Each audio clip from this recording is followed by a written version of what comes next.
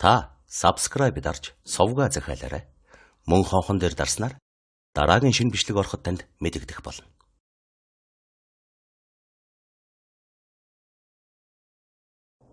Таны сонсох сувг өгүүлж байна.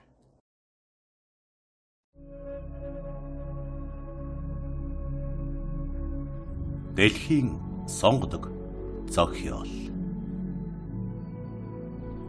Зохиолч Теодор Драйзер.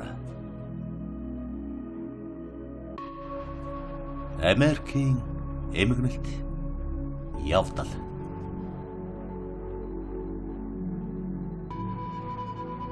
Арван 6 дугаар хэсэг. 26 дугаар бүлэг. Хоол идэх зур Клайдийн огтуул мэдэх янз бүрийн газар нутаг хүн амьтан төсөл төлөвлөгөөний тухай сул яриа өрнөж байв. Гэвч Клайдад зуршмал нүдэнд дулаахан үзэмжин орчин тойрны хүмүүс ялангуяа Сондрогийн сэтгэлд түүний таалагдсныг сонирхсан хүүхнүүдийн гайхрамжгүй үл тоомсорлсон байдлыг ялахад тус болжээ. Клайдийн хажууд суусан Жил Трамбал Клайдыг хаанаас ирсэн, гэртээ хэрхэн амьдарч байсан, ямар хүмүүстэй учирч байсан, ямар учраас Лекүрхт ирсэн зэргийг мэдэх гэж хүсжээ. Энд ирсэн хүүхнүүд тэдний найзуудыг дэмий дайжигнах зураа асуусан эдгээр асуулт Клайдыг зөөн бус удаа мухардуулсан байна. Клайд гэр бүлийнхээ тухай үнэн ярьж болохгүй гэдгийг ойлгож байв. Ийм дээрээс Клайд эцгийгээ Денверт том бус зочид буудал эрхэлж байдаг. Харин өөрөө Чикагод авга ахтайгаа уулзаад түүнийг захны үйлдвэрлэлтэд танилцуулахгүй юу гэхэд нь Лекүрхт хурж ирсэн гэж ярьжээ. Клайдын ажлыг бүхэлд нь сонирхож цаашдаа энэ ажлыг эрхлэх хэсгээ мэдэхгүй байгаа гэсэн байна. Клайд энэ ажил ирээдүйд юу өгч болохыг л зүгээр магадлан мэдэх гэсэн юм гэвэ. Энэ яриан Жилигч, Сондрогч, Гилбертээс гарсан ярианы эсрэгт Клайд өөрийн ямар нэг хөрөнгө мөнгө эрхэлсэн ажилдаа бөгөөд хэрв Лекүрхт амжилт олохгүй юм бол тэр ажилдаа буцаж очиж болох юм гэдэг дүгнэлт хийхэд хүргэсэн байна. Энэ нь зөвхөн Сондро, Жил хоёртуудын биш, харин бусад бүх хүмүүст чухал зүйл байлаа.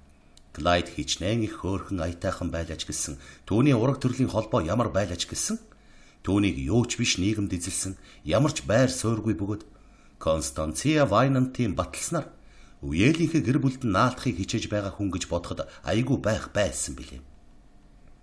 Ядуу түшмэл буюу тэтгэвэр авагч хүн ураг төрлийн ямар ч холбоотой байлаа гэсэн түүний зөвхөн өрөвдчил болох юм. Харин хэрв тэр хүнд ямар нэг хөрөнгө байдаг, түүнийг орон нутгийн хүмүүс нь хүндэтгэн хүлээж авдаг бол огт өөр хэрэгэлтэй. Тэгээд Сондро энэ талаар сэтгэл намарч Клайдыг нийгэмд хүлээн авч болох байснаас дээр хүн юм гэдгийг мэдээд түүнийг бүрч их тоож үзэхээр шийдвэ. Хоолны дараа таныг надтай танц хийх зөвшөөрнө гэж би найдаж болох уу? Гэж Клайд асуув.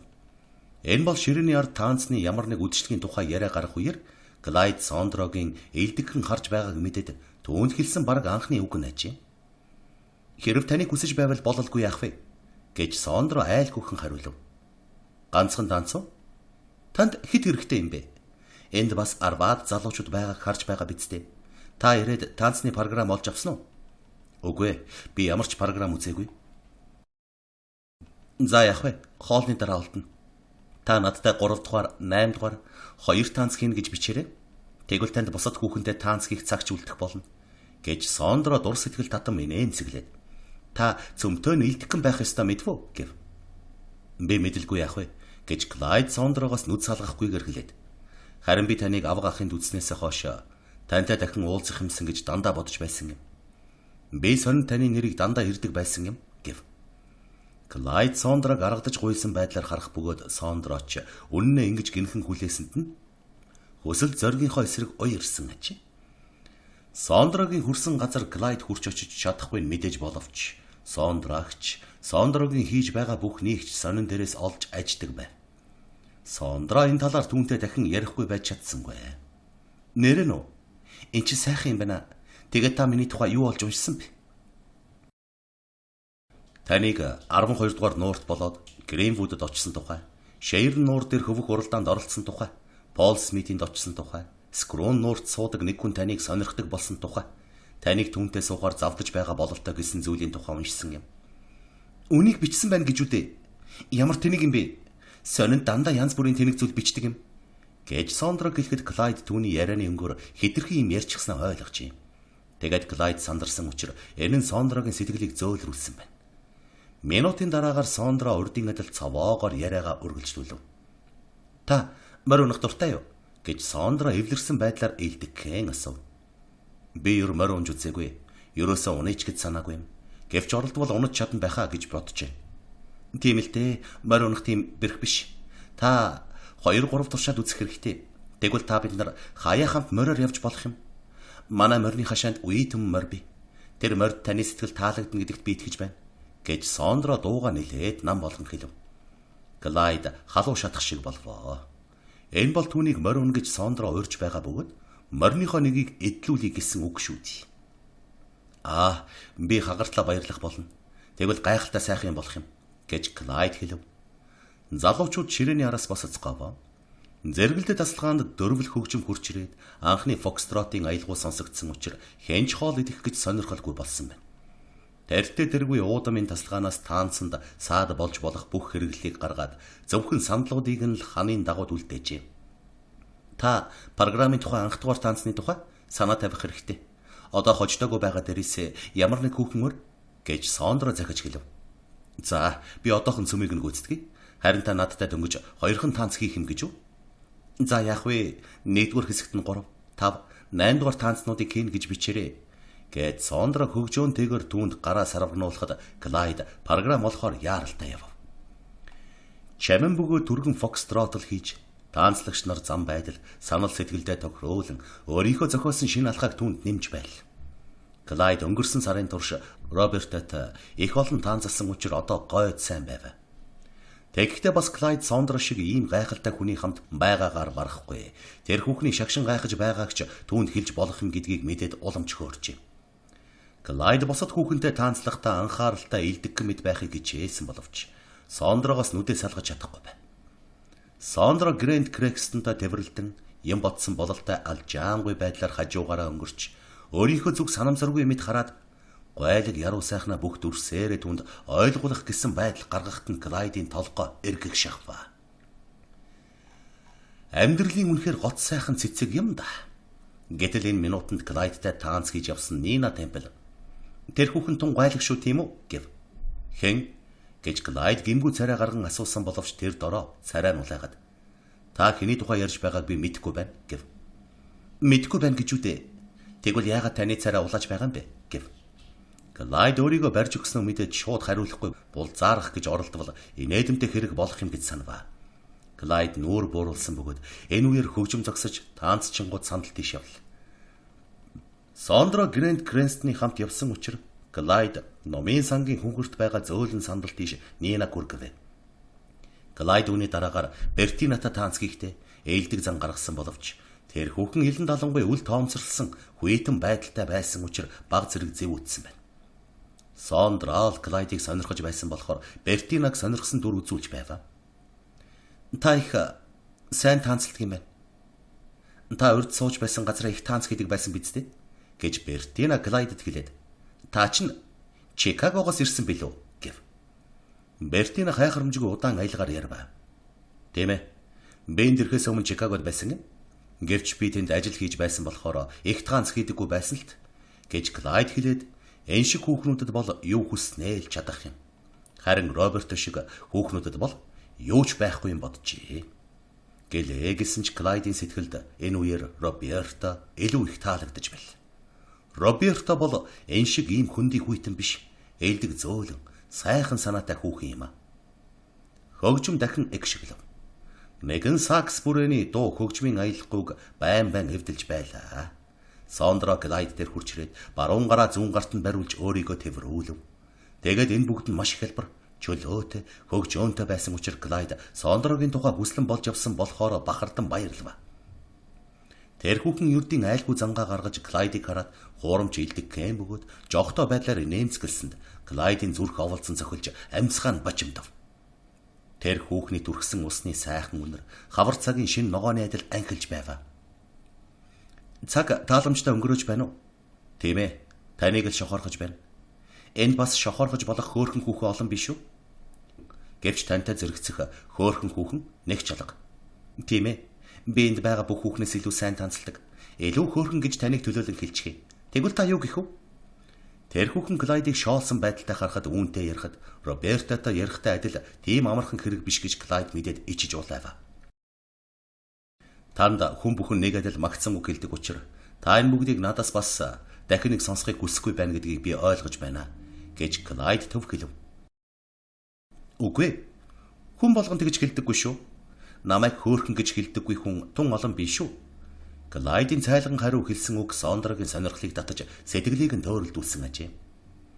Таныг хөөрхөн гэж хэлдэггүй гэж үү? Гэж Клайд өөрийгөө шоолоогүй байгааг мэдээд хөвгчлөлтэй асуув. Гэлээ гэсэн ч Клайд тэр хүүхэнд ямар нэг магтсан үг хэлэхээс айжээ.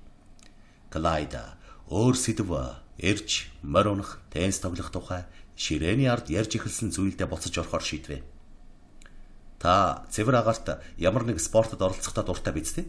Гэж Клайд асуув. Дуртайгаар барахуда энэ ертөнцид хамгийн дуртай юм чинь тэр байхгүй юу? Морь унах, усанд хөвөх, сэлэх, морторт завар хөвөх, усанд онгоцоор хөвөхөд ухаангүй их дуртай? Гэж тэр хүүхэн хурдан хөөргөн хариулаад та хөвж чаддаггүй гэж асуув. Чадалгүй ах вэ гэж Клайд бардам хариулв. Теннис тоглодгоо? Муухан тоглодгоо дөнгөж эхэлж байгаа гэж Клайд огт тоглодгүйгээ хэлхээсээ айж хариулв. Би теннисэнд дуртай. Би тантай нэг тоглоно гэв. Үүний дараа Клайд урам зоригтой болов. Өд шиг хөнгөн Сондра дурлалын тухай алдаршсан дууны шалиг аялгуугаар Клайдтай таанцлан эргэлцээр яриага үргэлжлүүлв. Белла Грифитс Стюарт Грэнд бид нар сайн тоглодог болсон юм. Өнгөрсөн зам бид Гринвуд 12 дугаар нуур 2 дээр цүмийг нь хочсон. Та үзсэн ч болоосай. Намайг ямар өндөр дээрээс шумпсан гэж санана. Бид өөрөөр хэлбэл Стюарт цагт 60 миль явдаг хамгийн хурдан мотор завтай байсан юм гэв. Тэр хүүхний дуртайгаар барахгүй харин сэтгэл зүрхэн догдолдог зүйлийг дурдснаа Клайд шууд ойлгожээ. Бэйн тамирын элдв дасгал тэр хүүхэн тааламжтай байдаг учраас төдий биш. Харин түүний найзууд болон тал танилуудын онцыг сонирхон шохоорхдог төрлийн спортоор ялсан учраас ингэсэн ажээ. Эцэст нь олны дотор олон дахин хувцас сольж биеэ үзүүлэх бололцоо түүнд маш их таалагдж байсан бөгөөд энэ нь тун чухал зүйл болж байсан ажээ. Үүнийг Клайд хожим нь л ойлгосон байна. Усанд ороход өмсдөг костюм нь тэр хүүхэнд ямар их зөгтөг байсан гэж санана. Бас морь унахтаа буюу теннис зохихдоо эсвэл таанц хийхдээ үгүй бол автомобилоор аялахдаа өмсдөг костюмууд нь ямар их зөгтөг гэж санана. Тэд энэхэн зур бэбигээ адилхан шохоорхсноо мэдж сэтгэл догтлон таанцалсаар л байл. Тэд бэбигээ хөгжилтөө ширтэн харах бөгөөд ингэж байхад нь инхрийлэн дүн айрцсан байдал илт харагдана. Хэрвнэгт нь Клайдыг биеийн тамир санхүүгийн болон бусад бүх зүйлийн талаар тохиромжтой хүн гэж үзэх юм бол түүнийг нөхдийнхөө гэр оронгоор аваачиж болно гэж Сондра битүү хэлжээ. Сэтгэл нь хөөрсөн Клайд ч ингэх бололцоот ингэгч ёстой гэж итгэхэд бэлэн байв. Гэвч гаднаа ийм итгэлтэй амирлангүй боловч дотроо өөртөө итгэхгүй байв. Үүний улмаас Клайд агдаж нүдний харц нь гонигтай болов. Клайд зоримог чанга дуугарч байсан боловч хэрв Сондра мэддэг байсан бол энэ дуун тун хуурмаг байсныг олж сонсох байсан бизээ. Таанц дуустагч нь харамсалтай хэрэг байна да гэж Клайд гонигтай хэлв. Тэд дахиад хөгжимдөг л дөө гэж Сондра хэлээд алга ташив. Хөгжмийн чуулга мөн тэр аялгауг дахин их шиг дүүлсэн учраас тэр хоёр тэнгисийн оргилсон жигд давлгаанд хөвж яваа. Хоёр зомголын адил хөгжмийн ая даган хазааж, найгаж, зүймэл модон шал дээгүр гулган одвоо. Би дахиад тантай таанцалж байгаадаа баярлаж байна. Энэ бол маш сайхан байна, Сондра минь. Та намайг шууд нэрээр дуудах ёсгүй. Та бид хоёр хараахан сайн танилцаагүй байна. Би Фенчли бүсгүй гэж хэлэх гэсэн юм. Гэвч та дахиад надад уурлаагүй биз? Үгүй юу? Клайдын царай зэвхийрч дахин уйдгартай болов. Хүүхэн үүнийг мэдчихээ. Үгүй. Би танд уурлсан юм гэж үү дээ. Огт үгүй шүү. Та нялганахгүй байгаа цагта над жаахан таалагдж байна. Хөгжим зогсов. Таанцны хөнгөн алхаа ердийн тайван алхаагаар солигдов. Цас орсоор л байна уу? Очиж үзье явах уу? Гэж Сондра асуув. Явалгүй яах вэ? Тэр хоёр зугаалж байгаа хос залуусын дундуур шурган гарч хажуугийн хаалган дээр зөөлөн сэвсгэр цасанд нэвт шовт гужигдсан чимээ энергүй газар гүйж очлоо. Малгайлсан цасны ширхэг агаар дүүрэн эргэлдэн бужигнаж доошлон унаж байваа. Таны сонсох суваг өгүүлж байна. 27 дугаар бүлэг. 12 дугаар сарын сүүлчийн өдрүүдэд Клайдад нэлээд аятайхан боловч бас төгшүүртэй бөгөөд түүний амьдралыг төвөгтэй болгосон үйл явдлууд гарчээ. Сондро Финчли түүнийг аятайхан эргэж үзсэн учраас хараанаасаа гаргахыг завдсангүй. Гэвч тэр хүүхэн нийгмийн дунд алдартай сүрхий байр эзэлж байсан учраас яах арга олохгүй байваа. Клайдыг сонирхсноо илт харуулъя гэхэд Клайд хэтэрхий ядуу бөгөөд Гриффитсийнхэн өөрснөө түүнийг хэтэрхий тоомцорлохгүй байв. Анхандаа Сондро Гилбертийн үеэлтэй найзалж түүний хорыг малтах гэсэн учраас л Клайдыг сонирхсон ажээ. Одоо энэ шалтгаан дээр бас нэг өөр шалтгаан нэмэгдсэн юм. Клайд түүний сэтгэл таалагдчихэ. Клайд дур булаан бөгөөд тэр хүүхний өмнө түүний байр байдлын өмнө сөгдөн биширч байсан учраас энэ нь Сондрог долгинуулж сэтгэлийг нь татсан байна. Тэр хүүхний зан чанар чухам ингэж үнэхээр дурлахын хүсэлтэй ажээ. Түүний дээр Сондрогийн сэтгэлд ямагт таалагддаг гадаад дотоод чанар цөм Клайдад байжээ. Клайд дурлсан боловч тэр хүүхэнд улиг дамаг болтол нь хэтэрхий зориглон наалдахгүй байв. Клайд тэр хүүхэн шүтгэхдээ амьд хүүхэнд шүтэж болох тэр хэрэг хэмжээгээр л шүтэж байв. Тэгээд Клайдын бие сэтгэл нь тэр хүүхний өөрийнх нь бие сэтгэл хоёртой адил сэргэлэн жавхаатай байжээ.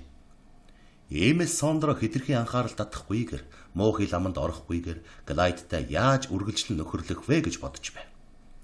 Энэ бодол нь тэр хүүхнийг гэртээ эргэж ирмэгц шөнө бүр түүний залирхаг бяцхан тарих толгойг шургуу ажилуулдаг болсон байна. Гэвч Клайдын зөөлөн аятайхан төрх байдал Сондрогийн түүнийг сонирхсон нь трамболинд болсон үдшилэг дээр үдсэн хүмүүст сайхан сэтгэгдэл төрүүлсэн учраас тэд цөм ялангуяа хөөхнүүд Клайдыг компанид оруулан авахд бэлэн байваа. Чухам ийм дээрээс Клайдыг 2-7 хоногийн дараа Старкийн дэлгүүрт ээж, аав, эгч дүү Роберта нарт зориулан зулсарын хямдаг бэлэг сонгон авч байх үед мөн юм худалдан авч явсан Жил Трамбал түүнтэй уулзалтаад маргааш нь зул сарын өмнөх өдөр Ванда Стилийн Гловерсил дэх гэртээ зохиох гэж байгаа таанцтай үдшилтэд түүнийг урьжээ. Жил өөрөө тийшээ Фрэнк Гарриатай хамт явахыг завдаж байсан боловч Сондро тийшээ очих эсхийг сайн мэдэхгүй байв. Сондро чадаж гимээж нь Гловерсилд очно гэж байсан боловч түүнийг өөр нэг газар урьдсан байжээ. Гэлээ гэсэн ч хэрэг Клайдыг миний дүү Гертруудатай хамт явах юм бол Гертруда их баярлах болно гэж Жил бүсгүй хэлсэн байна. Энэ бол Гертрудад найз олж өгөх ээлдэгхэн арга байл. Түүнээс гадна Клайдыг тэнд очно гэж Сондро сонсох юм бол өөр урилга яаж иж аргалахыг хичээнэ гэдгийг Жил мэдэж байв. Трейси таныг очиж авах болно. Эсвэл гээд тэнэгэлцснээ явахынхаа өмнө та манад очиж хоол идэхгүй юу? Зүгээр л гэр зургийн хоол идэ. Тэгвэл бид танд тун их баярлах байна. Вандагийн таанц 11 цагаас нааш эхлэхгүй гэж тэр хүүхэн хэлвэ. 5 дахь өдөр таанцлахаар төлөвлөсөн байжээ. Роберто зул сарын баярын 3 хоног эцэг ихтэй очихоор хагас сайн өдөр явах байсан учраас чухам энэ 5 дахь өдрийн орой Робертотой хамт байна гэж Клайд бүр өмнө нь ам өгсөн байна. Тэр хоёр одоо хүртэл ийм удаан хугацаагаар салж үзээгүй байсан юм аа. Роберто өөрөө бичдэг үзэг мөнхийн харандаа бэлгэлэхээр бэлтгэсэн учраас эцсийн энэ орой түүнийг ирээсэ гэж хүсснээ нэг бус удаа хэлж байсан гэж. Клайд ч энэ орой тэр хүүхэнд ариун цэврийн хэрэглэл бэлгэлж баясуулах гэсэн хүсэлтэй байваа. Гэвч одоо Клайд Сондротой дахин уулзах бололцоо олцсонд дэндүү их баярлчихсан учраас Робертогийн хувьд амаргүй бөгөөд ёс гажуу явдал гаргаж байгаагаа мэдсэн мөртөө энэ уулзах амлалтаа зөрчгөр шийдэв. Клайд Сондрог маш шохоорхсон хэдий боловч Робертод тун ижил дасал болсон болохоор түүнийг гомдоохгүй юмсан гэж бодож байв. Робертогийн урам аль хэр хугарахыг Клайд мэдж байв. Гэлээч гэсэн түүнийг хожимдоо мөртөө ингэж гинэт тоосон явдал их тааламжт баясмаар явдал болсон учраас Жилийн урилгаар очихгүй бай гэж сансан ч үгүй. Стеллингерт бас тэгэд Трамбалийнхантай хамт Гриффитсийнхний туслалцаагүйгээр айлчиж очих бололцоог үл тоомцорлож яахан болох билээ. Энэ нь Робертогийн талаар муу мухай бөгөөд сэтгэлгүй урвсан ятсан хэрэг болох боловч Сондротой уулзсан шүү дээ. Ингээд Клайд урилгыг хүлээж авлаа гэж хэлээд тэр дороо Роберто дээр очиж түүнээс уучлалт гуйхаар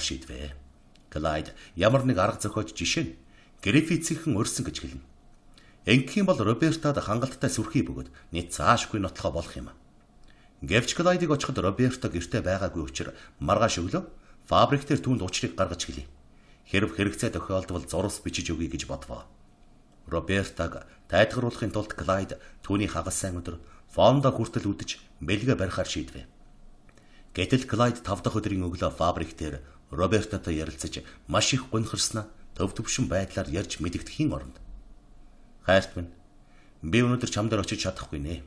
Намайг авгаах хуурсан учраас би очихгүй байж болохгүй. Дараа нь чам дээр очиж чадах эсхийг бүү мэд. Тун их оройтохгүй бол очихыг бодно. Хэрв өнөөдөр уулзаж ис чадвал би маргааш чамайг фондо хүртэл үдэж гаргана. Би чамд нэгэн бэлгэлэх гэсэн юм. Чи битгий уурлаарай. Би өнөө өглөө л урилга авлаа. Урд нь авсан бол чамд хэлэх байсан. Чи уурлахгүй биз дээ? Гэж шивнжээ.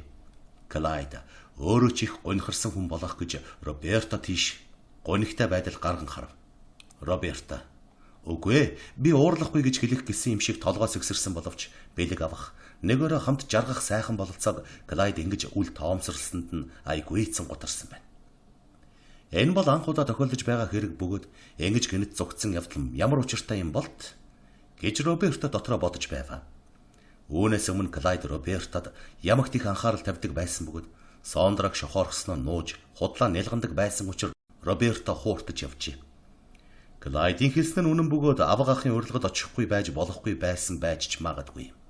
Гэвч Роберто энэ оройг тун их хүсэн мөрөөдөж байсан юм. Гэтэл одоо тэд бүтэн 3 хоног уулзахгүй болох нэ? Роберто фабрик дээр дараа нь гэртээ эргэлзэн бодож гонсаар байл. Клайд ядахтаа авгаахындаа очсны дараа Роберто дээр хурч ирэх юм бол Роберто бэлгээ өгч болох байсан юм. Гэтэл Клайд энд оройтох байх гэж хэлв. Клайд суларч амжина гэж итгэхгүй байлаа. Хоолны дараа тэд цөмөөрөө хамт ийшээ явж болох юм да гэж бодож байна. Тэр завсар Клайд эхлээд Трамбалынханд очиж, дараа нь Ванда Стилинд очиж, газар сайгүй хүндлүүлж яв. Клайд ингэнэ гэж 1 сарын өмнөхөн огт санаагүй байсан билээ. Ванда Стилинд түүнийг тун олон хүнтэй танилцуулсан бөгөөд тэр хүмүүс түүнийг залуу Трамбалуудтай хамт ирэхийг харж, Гриффитс гэдэг нэртэйг нь мэдмэгцээ гэр гэртээ шууд урьцгаач.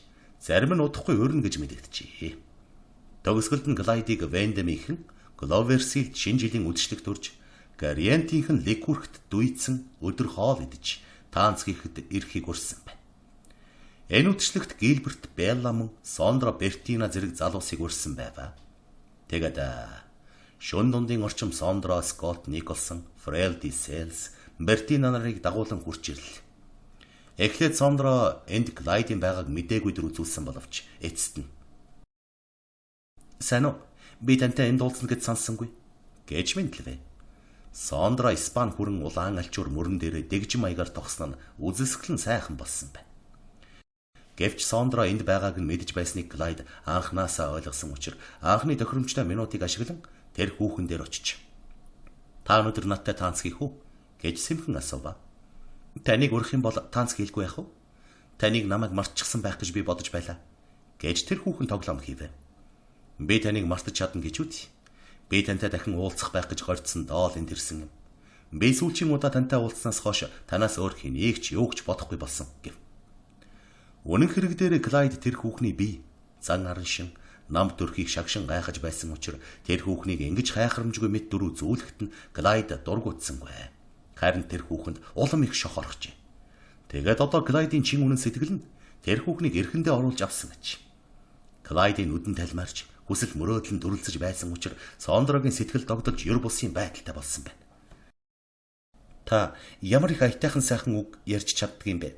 Тэгээд энэ нь танд тун аятайхан зохиж байна" гэж тэр хүүхэн хэлээд Клайдыг харж инээмсэглэн энэ орой өсөндөө шигтгсэн том Испани самыг засаж "Та үнэхээр тэгж бодож байгаа юм байна" гэж үнэмшмээр хэлэх юм гэв. Сондра "Та надад итгэхгүй байна гэж хэлэх гэсэн юм уу?" гэж Клайд улам догдлон асуув. Клайд 2 дахь удаага тэр хүүхнийг нэрээр нь ирээ цээргүй нэрлсэн явдал тэр хоёрын аль альнийхэн сэтгэлийг догдлуулжээ. Клайдын төрөхгүй загнах нь тэр хүүхэнд аятайхан санагдсан учраас энэ удаа тэр хүүхэн уурлахаа бай гэж бодов. "Үгүй, би итгэлгүй яах" гэж тэр хүүхэн Клайдтай анх удаа тэнгэлсэн баг зэрэг сандрангуй ярив. Тэр хүүхэн одоо бие зүв авч Клайдыг нилээд хөндөй байлгахад бэрхтээ болсныг мэдэрвэ. "За, надтай ямар таанц хийхээ хэлэлт. Над руу хүн ирж явна.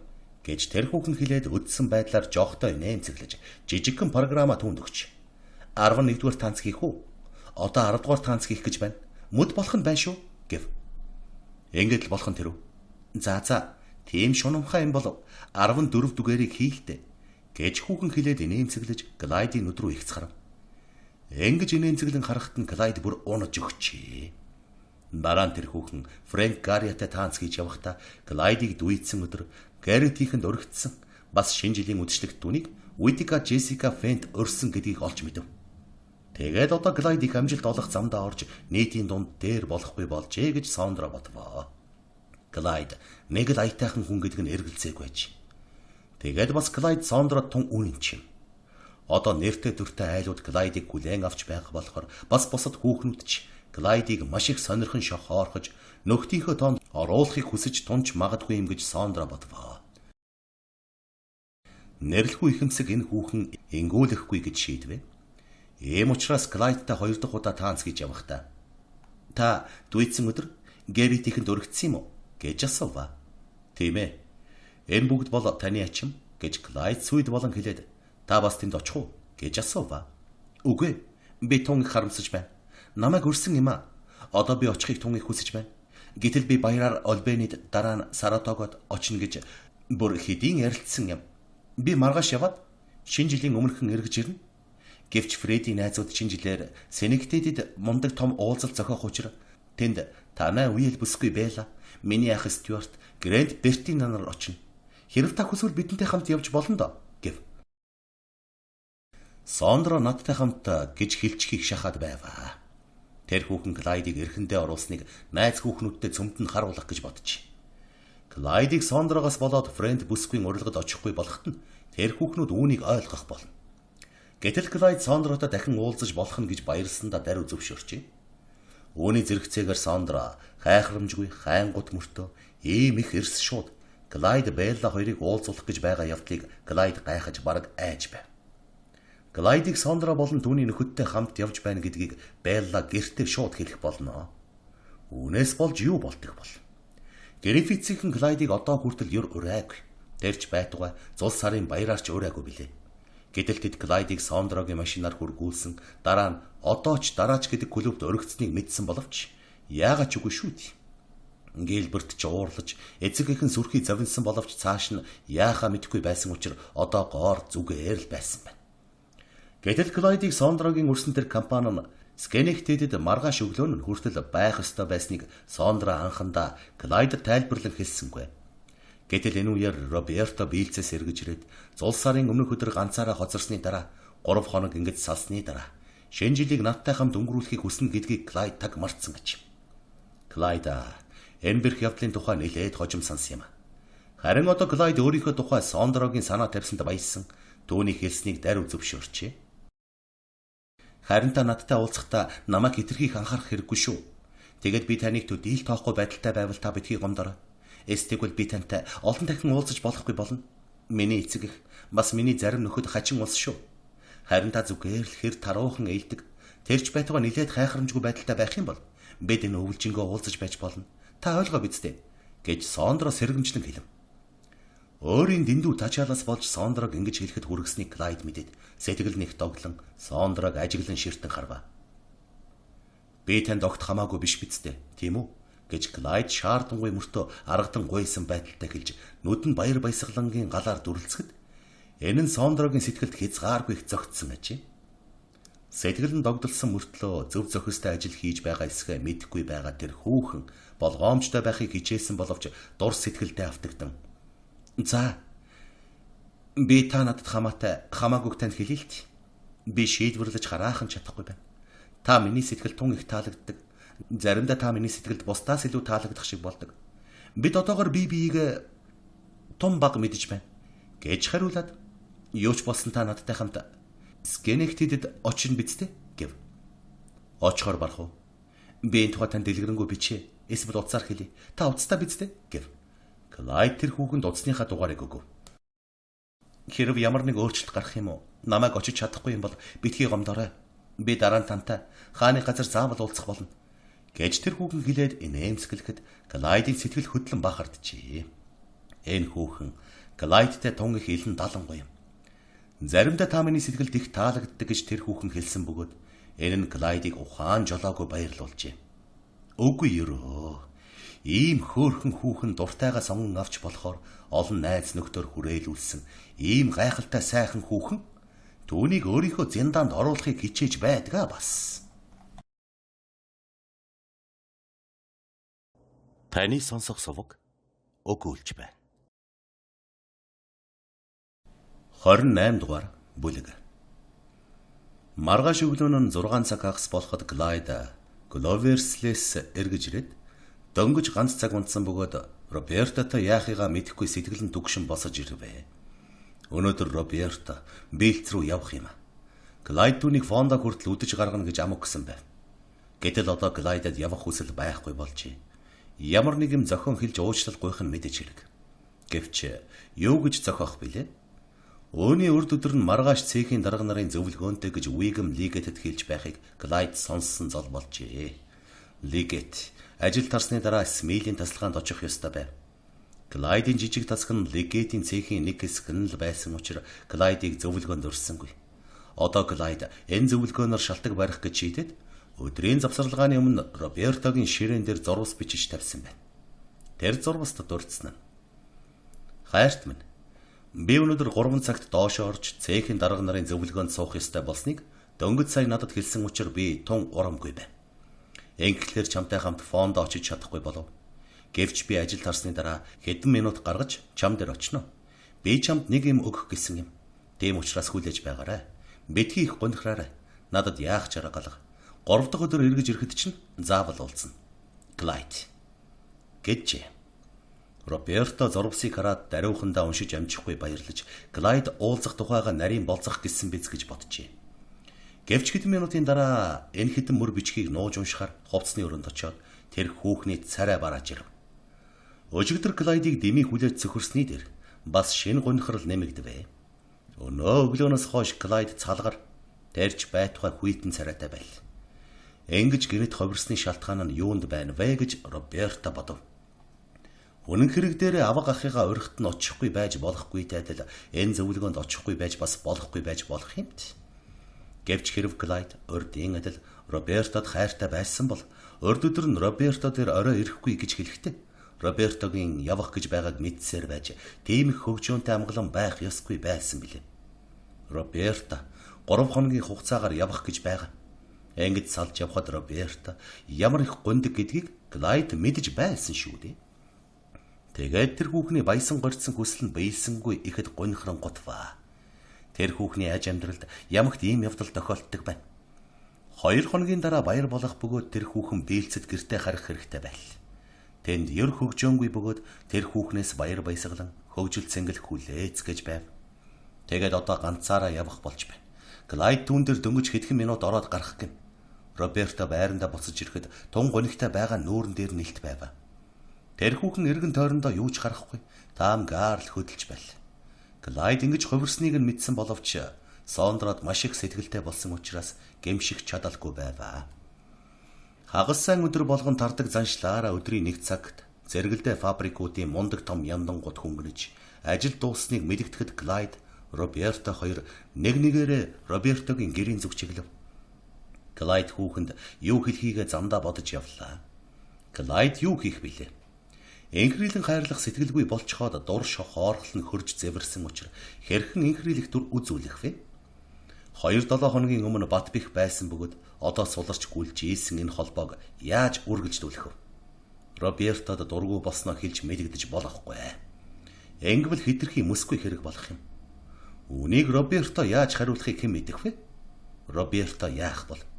Нэг талаар Глайдийн хамаг хүсэл мөрөөдөл төлөвлөгөө нь одоо Сондротой холбоотой болсон учраас Робертог ээлдэг үг худал тайлбараар тайлбарлуулж болохгүй. Ингэх юм бол хамаг байдаг нь хуучнараа үлдэж урдын холбоогоо хിവэр байлгах гэсэн үг болно. Яаж болох вэ? Түүнээс гадна хэрв Сондро бас Глайдд дурлах өчүүхэнж бололцоо гарч ирэх юм бол Глайд Робертог шууд хаях болно. Яагаад хайж болохгүй байх билээ? Роберто Глайдд юугаараа гийгүүлэх юм бэ? Төвний царай зүс нэр төрийн талаар Сондротой жишиж болох уу? Клайдыг урдын адилаар зөвхөн Роберта таал байж, Сондротой дотн болсны ачаар нээгдэж байгаа бүх боловцоо холбооноос няцгэж Роберта хүсэж хүлээн гэсэн чинь сайн хэрэг гэж юу? Яалаа гэж тийм шудрах бус байж болох уу? Роберто гэртээ харж амжаад яагаад Клайд надад ингэж гинэт хайхрамжгүй болчихов гэж тэнэгэлзэж байх завсар Клайд ингэж бодсоор явав. Ямар учраас Клайд амлснаасаа няцаж өчигдөр орой ирсэнгүй вэ? Ямар учраас одоо намайг баяраар гэртээ хараад бүтэн 3 хоног уулзахгүй болох гэж байхад фонда хүртэл гаргаж өгөх хийх хүсэхгүй байна. Тэр зөвлөгөөнтэй гэж байна. Энэ үнэн болов уу? Хэрв хэрэгтэй бол Роберто Клайдыг 4 цаг хүртэл хүлээж болох байсан боловч Клайдын ааш цаана нэг л хөндөй булзаарамтгай байсан учраас Роберто хүлээе гэж хэлж зориглосонгүй. Юу болох нь энэ вэ? Бүр анхнаасаа аваад өнөөдрийг хүртэл тэр хоёрыг тун бат холбосон энэ дотн сэтгэл нь тун саяхан үүссэн шүү дээ. Энэ ч н аюултай ховролт. Тэрч байтугай тэдний дурлал, тэдний гайхамшигтай үлгэр шиг явдлын төгсгөл болж байгаа юм гэж юу? Бурхан минь. Гэтэл Роберто түүнд сэтгэлээ тун их өгсөн юм. Одоо түүний үнэн чисгээс Робертогийн ирээдүйн амьдрал хамаг юм шалтгаалах болно. Роберто тасалгааны дунд зогсоод энэ бүгдийг бодож байтал Клайд баярын бэлгээ соговчилсаар орж ирвэ. Түүний царай амарлангүй байдалтай байгаа нь Робертотой харьцаагаа аль болохоор өөрчлөх гэж хатуу шийдсэн явдалтай үл тохирох билээ. Берта минь би тунж их гашуудж байна гэж Клайд хөгжилтөө маягаар эхэлсэн бөгөөд худал хөгжөн талархал найдвартай байдал түүний дунд холцолтон сонсогдож байна. Тэднийг би ийм зөвлөгөөн хийх гэж байгааг 2 цагийн өмнө огт мэдээгүй байлаа. Гэвч ийм явдал тохиолдгийг чи мэдэн шүү дээ. Иймэрхүү юмнаас хойш сууж мултрах аргагүй юм. Хайрт минь чи их гашуудаагүй биз дээ гэв. Одоо ч түүний өмнө фабрик дээр байх тааж Роберто тун их гонигтай царай гаргаж байсныг Клайд үзсэн билээ. Харин би минутын төдий мултран гарч чамд үнийг авчирч чадсан сайн боллоо гэж Клайд хэлээд бэлгийг хүүхэнд өгөхөөр сарвэ. Би өчигдөр авчрах гэсэн юм аа. Гэтэл энэ хоол идэх урилга саад болов. Ийм явдал болсонд би үнэндээ их харамсаж байна гэв. Хэрв Клайд энэ бэлгээ өчигдөр орой авчирсан бол Роберто баярлах байсан бөгөөд харин одоо хүүхэн хайрцагтай амиг ширээн дээр хайнга тавив. Энэ бэлэг хүүхнийг баясуулах хөгн өнгөрчээ. Хонгор минь чи өчигдөр оройг сайхан өнгөрөөв үү? Гэж Роберто чухам юунаас болж Клайд хөндөрснийг нэгд нэгэнгүй мэдэх санаатай асуув. Муугүй өнгөрүүлээ шүү гэж Клайд хариулв. Клайдын хувьд маш их учир утгатай бөгөөд хүүхний хувьд маш их аюул занал бүхий. Энэ оройн тухай ярихдаа Клайд аль болохоор хайхрамжгүй дөр үзүүлэхийг хичээжээ. Намайг авах зүгээр л хоол идэж өрсөн юм биз гэж би бодсон юм. Чамд би тэгж хэлсэн шүү дээ.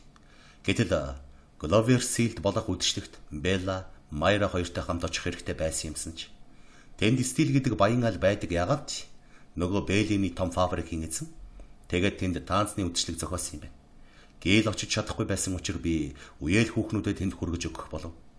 Гэвч тэнд онцгийн сонирхолтой юм болсонгүй. Би тэр үдшилтгийг төгсгөхт нь баярлаж байлаа гэв. Белла Майра Гилберт гэдэг нэрсийг Клайд аль эртний ижил дасал болсон хүмүүсийн нэр мэтээр нэрлсэн бөгөөд Гриффитсийнхэнтэй ийм дотн байгаа явдал Робертод сүрхий сэтгэл төрүүлсэн зайлшгүй. Чи эртхэн гараад над дээр ирч чадсангүй юу да? Чадсангүй. Би тэдэнтэй зөмтөн хамт эргэж ирэхийн тулд тэднийг хүлээх ёстой байсан. Чи миний авчирсан бэлгийг үзэх гэж хүсэхгүй байгаа мó? Гэж Клайд хүүхнийг өчигдрийн явдлын сэтгэлээс хөндөрүүлэхийг хичээж гэлв. Ганцаарнг нь орхисон тухай бодоход хүүхэнд ямар их зовиортой байгааг Клайд мэдж байгаа. Хөөхөн хайрцаг боосон туулцыг тайлан задалж эхэлсэн боловч өчигдөр орой юу болсон юм бол гэдэг сэтгэл санаанаас нь юр гарахгүй байв. Стелэнд болсон таанц дээр Белла, Майра хоёроос өөр ямар хүүхнүүд очсон юм бол? Клайд сүүлийн үед өөр ямар нэг хүүхэн сэтгэлдээ болоод түүнтэйгээ тэнд уулзсан юм болов уу? Клайд урд нь Сондро Финчли, Бертина Крестон, Жэйл Трамбл нарын тухай их ярьдаг байсан. Тэд өчигдөр тэнд очсон юм болов уу гэж бодож байваа. Тэнд чиний үеэл хүүхнүүдээс өөр хинхэн очсон юм бэ? Гэж хүүхэн гэнэт асуув. Өчнөө хүн очсон. Чи тэднийг танихгүй. Тэнд газар бүрээс 20-30-аад хүн очсон гэв. Лекургээс чиний үеэл хүүхнүүдээс өөр хүн очсон уу? Гэж хүүхэн шалгав. Хэдхэн хүн очсон? Бид Беллагийн хүснээсээр Жэйл Трамбл түүнийгч хоёрыг дайрч авсан юм. Биднийг очиход Арабелла Старк, Перли Хайс нар тэнд очсон байна билээ гэв. Глайд өөрийнхөө шохоорхож байсан Сондра зэрэг хүмүүсийн тухай огт дурссангүй. Гэвч түүний ярьж байгаа байдал, дуу хоолой, нүдний харц нь хачин байсан бөгөөд Роберто энэ хариунд хансангүй. Роберто тун их завилсан боловч одоо олон юм асууж Глайдд дээр болоод хэрэггүй гэж санав. Ер нь Роберто Глайдыг тэр хүмүүстэй холбоотой юм гэж ямагт үздэг байсан билээ. Хөөхөн Глайдыг бүр эзэмших гэж дотроо боддог байсан боловч түүнээ мэдэгдэхийг хүссэнгүй. Би өчигдөр орой чамтай байж чамд бэлгээ өгөх гэж хүссэн гэж хүүхэн хэлээд муухай бодхоо болох Глайдд өрөвдөх сэтгэл төрүүлэхийг оролдов. Түүний дуу хонигтай байгаа Глайд сонсож мэджээ. Энэ нь урд Глайдыг уйруулдаг байсан боловч одоо уйрахгүй, түүнд автагдахыг хүссэнгүй. Берта минь, ямар ажил гарсныг чи мэдэж байна шүү дээ. Би чамд учирлаж хэлсэн шүү дээ гэж Глайд бараг уцаарлан хэлв. Тийм ээ би мэдчихэв гэж хүүхэн гонигтай хэлээд уйдгалсан сэтгэлээ нуухыг оролдвоо. Хүүхэн цаасыг задалж хайрцгийн тагийг нэв. Хүүхэн ариун цэврийн хэрэгэл байхыг хараад баг зэрэг сэргэж ирвэ. Тэр ийм үнтэй гоёмсог юм эдэлж огт үзээгүй байсан аж. Яасан сайхан юм бэ гэж хүүхэн өөрийн ирэхгүй сонирхон дуу алдаад би ийм юм байна гэж огт сансангүй. Миний бяцхан бэлэг үүний чин дэргэд юу ч биш гэв. Хүүхэн бэлгээ гаргаж ирэхээр явбаа. Гэвч Глайд ер бусын энэ бэлэгч түүний хайхрамжгүй байдлаас үүссэн хүүхний гунхарлыг тайлгаруулахгүй байгааг Глайд мэджээ. Түүний говьлтгүй дурлал нь хүүхэнд ямар ч бэлгээс хавьгүй илүү их үнэтэй байх байсан билээ. Чиний сэтгэл таарч гин үү гэж Глайд асуухтаа хамаг байдлыг зурж тэр хүүхний гунхарлыг тайлгаруулахыг их гордов. Таарлахгүй яах вэ хонгор минь гэж Роберто хариулаад хэрэглэлийг сонирхон үзэж. Миний өгөх бэлэг бол үүний дэргэд юу ч биш. Гэвч чамд хэрэг болох биз. Чамтай хамт хизээ ямагт чиний зүрхний дэргэд байх болно. Бага сайж гэж би хүсдэг гэж тэр хүүхэн гонигтай хэлээд бүх төлөвлөгөөгөө нурсанд гашуудалтай байл. Хүүхэн мөнхийн төмөр харандаа өөрөө бичдэг үзэг бүхий хайрцгийг түүнд өгвөө. Хүүхэн энэ бэлгийг сонгож авахдаа түүнийг Глайдд фабрик дээр ажилтны хэрэг болно гэж боджээ. Энэ бүгд нь 2-7 хоногийн өмнө тохиолдсон гэмээж нь Глайд хүүхнийг Свид болон тэрч хүүхний гунхарлыг тайлгаруулах гэж өмнөөсөө чармаах байсан бил.